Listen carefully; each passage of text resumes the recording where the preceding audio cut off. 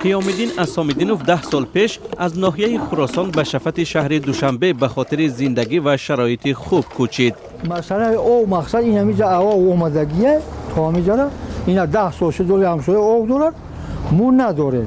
او ساکنی محله استقلال است. برای آنکه همچون ساکنی منزلش پذیرفته شود به چندین درس سر زد و چند مرحله دادگاهی را پسی سر کرد. نویا رفته نویا رودکی باید گفتن که شما اول خانه را بدوزه بعد ایجاد کنی. ما باز اومدیم خانه بعد تخ پس بعد خانه را داختیم بعد تخ پس دادن.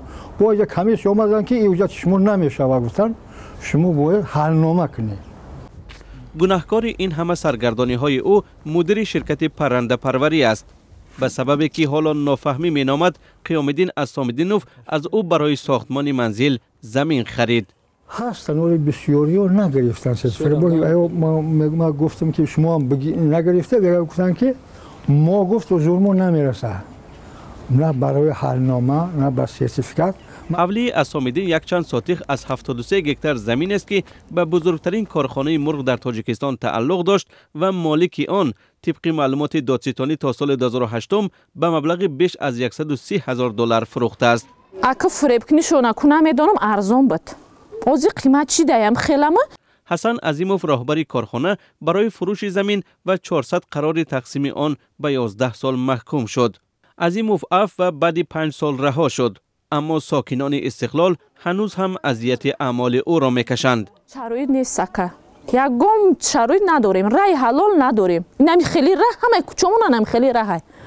امسال مقامات تفتیشات باز به مسئله تقسیم غیرقانونی زمین‌های حدود کارخانه مرغ پروری برگشت.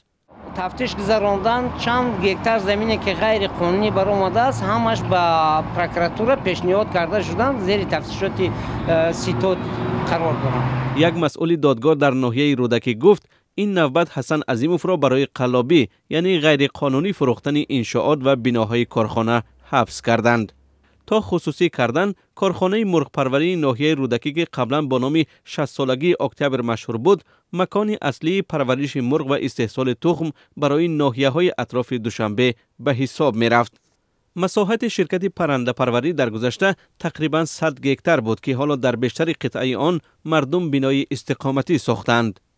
فعلا تنها حدود 2 گکتر به کارخانه تعلق داشته 5000 مرغ پرورش می شود.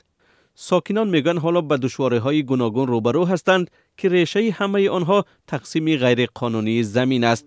همینجا در این خیخ امقا که چگدان داریم در چگدان مسلمان نمی پرتویم پمپرسا رو در همین قبچا پر میکنیم شهرده یگم نمی لوی دریا در میوریم میپرتویم.